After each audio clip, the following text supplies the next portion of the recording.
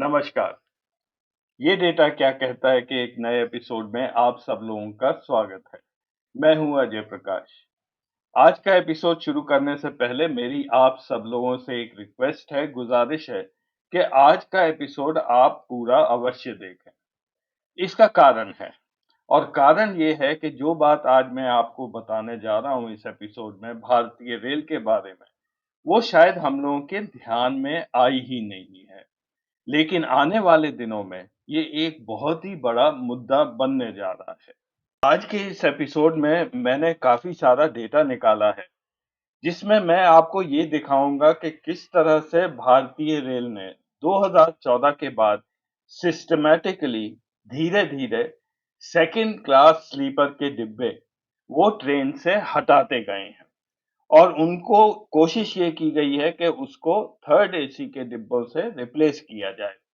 अब कुछ लोग ये कहेंगे कि ये तो बहुत अच्छी बात है, रेलवेज़ एक अल्टरनेटिव मोड ऑफ ट्रांसपोर्ट और जो कि ज़्यादा कंफर्टेबल है, ये लोगों को ऑफ़र कर रहा है।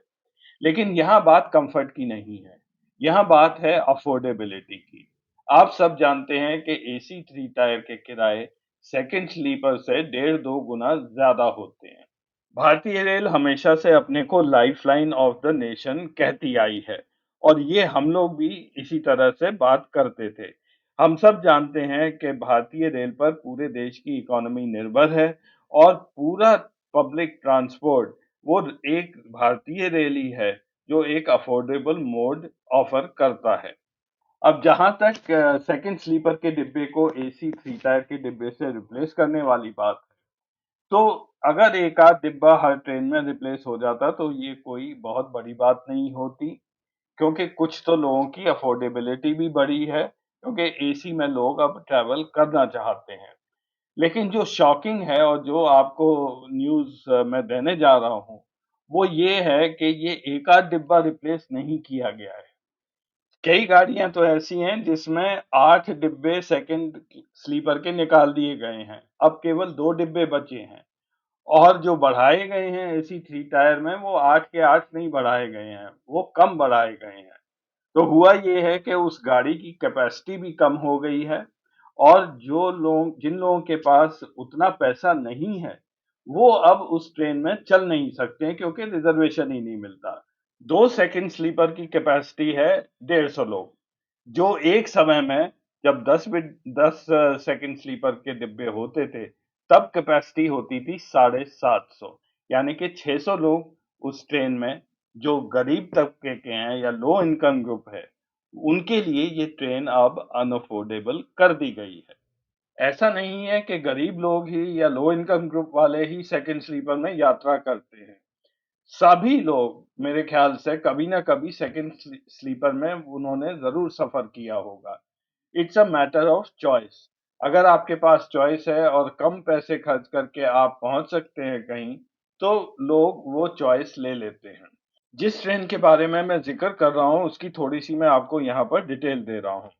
अभी 10 दिन पहले मैंने इस ट्रेन में सफर किया। ट्रेन नंबर 22731, ये हैदराबाद से मुंबई छत्रपति शिवाजी टर्मिनल जाती है।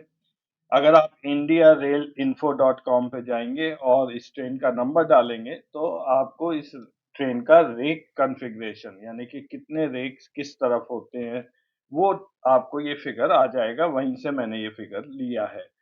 आजकल ये ट्रेन 16 कोचेस की है। इसमें एक जनरल कंपार्टमेंट है, उसके बाद 3 एसी 2 टायर हैं, उसके बाद 7 एसी 3 टायर हैं और केवल 2 उसमें सेकंड स्लीपर है। जो लोग हैदराबाद से हैं और अक्सर मुंबई का सफ़र करते हैं, उन्हें पता होगा कि ये ट्रेन कितनी पॉपुलर है। शायद सबसे पॉपुलर ट्रेन यही है हैदराबाद और बॉम्बे के बीच में। ये रात को 10:30 बजे चलती है हैदराबाद से, सुबह 8 सवा 8 ये पूना पहुंचती है और 12:30 बजे दिन में ये छत्रपति शिवाजी टर्मिनल मुंबई वहां पहुंचती है। हैदराबाद से पूना के बीच में भी बहुत लोग इस ट्रेन से सफ़र करते हैं। अब 10 साल पहले जब मैं अक्सर इस ट्रेन से जाया करता था, मेरे ख्याल 2011, 12, 13 उन दिनों की बात है, मैं अक्सर इस ट्रेन से सफ़र करता था। उन दिनों जहाँ तक मेरे को याद है, सेकंड स्लीपर के शायद 10 कोच हुआ करते थे और मेरे ख्याल से 3 3 टायर एसी और 2 2 टायर एसी ये कॉन्फ़िगरेशन इस ट्रेन का होता था। अब ये कब इन्होंने सेकंड स्लीपर कोच हटाए इसकी तारीख तो पता नहीं है, लेकिन ये ज़रूर है कि लगभग इस ट्रेन में 600 सीट्स सेकंड क्लास में कम कर दी गई हैं। अब अगले सेक्शन में मैं आपको एक एग्जाम्पल लेके दिखाऊंगा कि किस तरह से मोदी सरकार ने गरीब, मिडिल क्लास और लोअर मिडिल क्लास लोगों की कॉस्ट पर रेलवे की प्रॉफिटेबिलिटी बढ़ाई है। लेकिन वो ये सब करने में ये भूल गए कि जिन लोगों को आपने बेदखल किया है रेलवे से, वो लोग अब ट्रैवल कैसे करेंगे? कोई अल्टरनेटिव उनके लिए दिया नहीं गया। अगर जोड़ी गई हैं नई ट्रेन्स, तो वो केवल वंदे भारत है, जो एक सेक्शन ऑफ सोसाइटी, वही लोग उसको अफोर्ड कर सकते हैं। मेरे ख्याल से कोई भी गरीब आदमी आज की तारीख में वंदे भारत का टिकट नहीं ले सकता है। उस एग्जाम्पल को देने से पहले मैं थोड़ा-सा आपको रेलवे की स्टैटिस्टिक्स बता दूँ। ये है इंडिया पैसेंजर ट्रैफिक अप्रैल 1998 से अक्टूबर 2023 तक। अगर आप देखेंगे 98 से ये ट्रैफिक निरंतर बढ़ता गया है, एक ग्रोथ दर रही है। लेकिन 2014 आने तक य यहाँ पे ये स्टैग्नेंट हो गया है। उसके बाद से ये ट्रैफिक नीचे भी आया है थोड़ा बहुत, लेकिन एक तरह से ये स्टेबल एक ही लेवल पर बना गया है, यानी कि रेल में सफ़र करने वालों में कोई बढ़ोतरी नहीं हुई है। कोरोना में ये बिल्कुल गिर गया था और उसके बाद रिकवरी भी 2024 आने तक यहाँ पर ये प्री कोरोना लेवल या प्री पैंडेमिक लेवल तक अभी तक नहीं पहुँची है। ये वही फिगर है, थोड़ा-सा मैं ज़ूम करके दिखा रहा हूँ 2014 से अक्टूबर 2023 तक रेल के पैसेंजर ट्रैफ़िक का। जैसा मैंने कहा, कोई भी ग्रोथ नहीं हुई है 2014 के बाद से। इसका मतलब ये सीधे-सीधे यही है कि रेल की कैपेसिटी नहीं बढ़ाई गई है और जहाँ पे भी कम हुई है, वो 2-4 वंदे भारत ट्रेन चला के उसको पैच अप करने की कोशिश की गई है, इसीलिए ये ग्राफ बिल्कुल एक फ्लैट जैसा दिख रहा है आपको। तो ना कोई नई गाड़ी चलाई गई है पिछले 10 सालों में और जो गाड़ियाँ चल रही थीं, उसमें लोअर एंड बर्थ्स को वो हटा के हाई एंड बर्थ्स में कन्वर्ट कर दिया गया है। 2014 के बाद ना ही पैसेंजर ट्रैफिक रेल में बढ़ा और ना ही नई रेलें चलाई गईं, लेकिन रेवेन्यू निरंतर साल दर साल बढ़ता गया। जो भारतीय रेल का रेवेन्यू 2013-14 में 365 बिलियन रुपीस था, वो 19-20 में 507 बिलियन रुपीस हो गया। इसका सीधा-सीधा कारण यही था कि आपने 2 सेकंड स्लीपर हटा के 3 टायर एसी लगा दिए, तो वहाँ से आपका रेवेन्यू बढ़ गया। और यही नहीं है, 2022-23 आते-आते सारे फेयर्स में वृद्धि भी कर दी गई, तो फिर से एक बड़ा जंप मिल गया, 633 बिलियन रुपीस रेवेन्यू हो गया सन 2022-23 में। चलिए अब आगे बढ़ते हैं उस एग्जाम्पल पर। मैं आपको कोच की कैपेसिटी एक बार फिर से याद दिला दूं। सेकंड क्लास सिटिंग कैपेसिटी 103 से 109 सीट के बीच होती है भारतीय रेल में।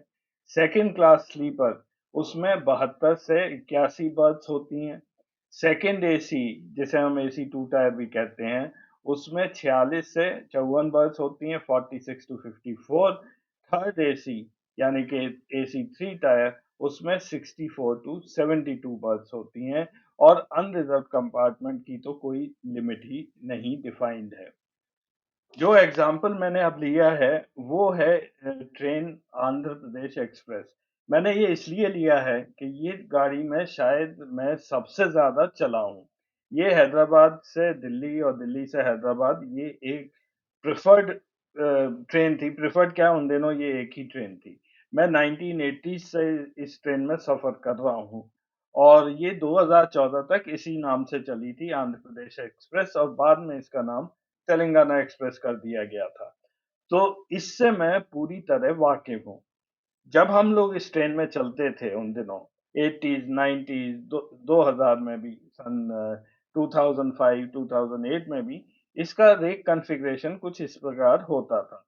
एक कोच इसमें होती थी फर्स्ट एसी की H1, 2 एसी 2 टायर, 3 होते थे 3 टायर एसी के और फिर 13 सेकंड स्लीपर होते थे इस ट्रेन में। बहुत सारे सेकंड स्लीपर होते थे। 2 अनरिजर्व्ड कंपार्टमेंट होते थे, एक आगे की तरफ और एक पीछे की तरफ। तो इस तरह से इस ट्रेन में टोटल 23 कोच होते थे और इसकी मैंने कैपेसिटी वर्कआउट करके यहाँ दिखाई है। टोटल कैपेसिटी इस ट्रेन की 1444 पैसेंजर्स की उन दिनों थी। अब आइए आज की तारीख में इस ट्रेन की क्या हालत है।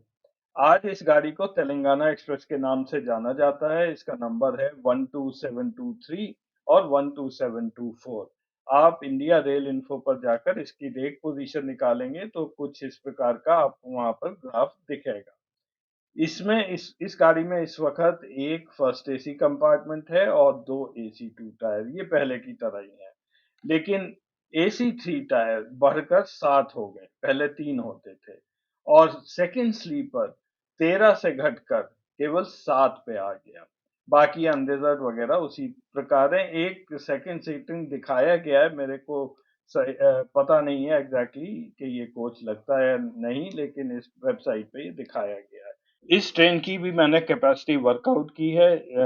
कोचेज अभी भी 23 ही हैं और पैसेंजर कैपेसिटी घटकर अब 1371 हो गई है। चलिए इन दोनों गाड़ियों की क्लास वाइज पैसेंजर कैपेसिटी अब हम कंपेयर करते हैं। यहाँ पे ये ग्राफ दिखा रहा हूँ आंध्र प्रदेश एक्सप्रेस का, जो पुरानी गाड़ी थी। इसमें फर्स्ट एसी में 24 लोग जाते थे, सेकंड एसी में 92, थर्ड एसी में 192, स्लीपर में 936। अनरिजर्व का मैंने एक फिगर ले लिया है 100 पर कोच, इसलिए 200 यहाँ दिखाया हुआ है। और अब इसको अगर तेलंगाना एक्सप्रेस से कंपेयर करें तो आपको सीधे सीधे ये दिखेगा कि स्लीपर क्लास में यहाँ पर अब नया फिगर है 504 का और थर्ड एसी में यहाँ पे एकदम से वैल्यूज बढ़ गई हैं, वो अब 448 हो गया है। यानी कि स्लीपर क्लास में 432 पैसेंजर अब कम जाते हैं और थर्ड एसी में अब लगभग 256 पैसेंजर ज्यादा जाते हैं। इस स्ट्रेटेजी से भारतीय रेल ने किस तरह से मुनाफा कमाया वो इस ग्राफ में बिल्कुल साफ जाहिर होता है। स्लीपर क्लास में सीटें कम करने की वजह से रेवेन्यू घट गया। तेलंगाना एक्सप्रेस में केवल 3.5 लाख रुपया सेकंड क्लास स्लीपर से रेवेन्यू आता है, जो पहले 6.5 लाख था। लेकिन एसी 3 टायर में सीटें बढ़ाने से जो रेवेन्यू 3.5 लाख के करीब था 3 टायर एसी का, वो बढ़कर 8,26,000 के ऊपर पहुंच गया। इन दो गाड़ियों का कंपैरिजन जो भी मैंने अभी तक बताया वो इस टेबल से मैंने डेटा लिया है। कहने को केवल 73 पैसेंजर्स ही कम हुए हैं नई तेलंगाना एक्सप्रेस में, लेकिन ये हुए हैं at the cost of sleeper में जो ट्रैवल करते थे 432 पैसेंजर स्लीपर क्लास के कम करके थर्ड एसी में 256 पैसेंजर बढ़ा लिए गए। इस वजह से जो रेवेन्यू आया, जो पहले 6.5 लाख का था स्लीपर का, वो घट गया और 3 टायर एसी का बढ़ गया। तो नेट इस गाड़ी में 2 लाख का रेवेन्यू बढ़ गया, 73 पैसेंजर्स कम हो गए, लेकिन 400 के करीब passenger lower income group, middle class और जो गरीब हैं उनको बाहर कर दिया गया। मोदी सरकार हमेशा आधे अधूरे और बगैर सोचे हुए कदम लेने के लिए वो अब इनफेमस होती जा रही है, क्योंकि अब एक ये लोगों को इस बारे में पता चल गया है और एक पॉलिटिकल मूवमेंट बनने जा रहा है। मेरे को ऐसा पता चला है कि कल से एक प्रोटेस्ट भी स्टार्ट हो रही है। तो जल्दबाजी में मिनिस्ट्री ऑफ रेलवेज ने ये एक ट्वीट किया है 2 दिन पहले 12 जुलाई को। इसमें उन्होंने कहा है कि यात्रियों की सुविधा के लिए लंबी दूरी की 46 ट्रेनों में सामान्य श्रेणी के 92 अतिरिक्त कोच लगाए जाएंगे। They will put 92 extra coaches in 46 train in long distance trains. Now, general sitting coach कितना कंफर्टेबल और अनकंफर्टेबल रहता है ये आप सबको पता है, और ये भी लंबी दूरी की। लंबी दूरी मतलब ये ट्रेन 24 घंटा, 36 घंटा, 48 घंटे चलने वाली है। ये स्लीपर नहीं लग रहे हैं, ये जनरल कोचेज़, और वो भी केवल 2 लग रहे हैं एक गाड़ी में। एपिसोड के अंत में मेरे कुछ सवाल हैं और कुछ कमेंट्स हैं। पहली चीज़ तो ये है कि आप जनरल कोचेज़ लगा रहे हैं सेकंड क्लास के, तो वो जो सैकड़ों जो कोचेज़ सेकंड स्लीपर के निकाले गए थे, वो सब कहाँ चले गए? क्यों नहीं आप सेकंड स्लीपर के कोच वापस 2 ही सही, आप वो क्यों नहीं लगा रहे हैं? और दूसरा, आपको वेट करना था क्या इतने दिन के ये हो-हल्ला मचेगा तब आपको याद आएगी कि हम 2 कोच एक्स्ट्रा लगा देते हैं?